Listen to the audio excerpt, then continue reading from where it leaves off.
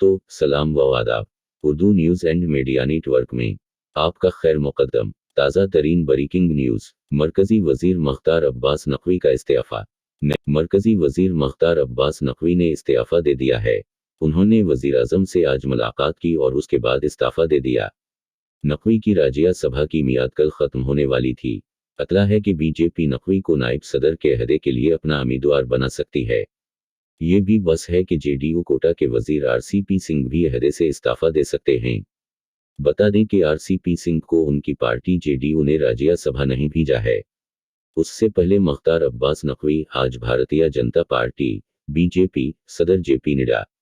ये मुलाकात एक ऐसे वक्त में हुई जब वज़ीर आज़म नरेंद्र मोदी ने बुध को मरकज़ी काबीना की मीटिंग में मुल्क और अवाम की खिदमत में नकवी के ताअवुन की तारीफ़ की थी।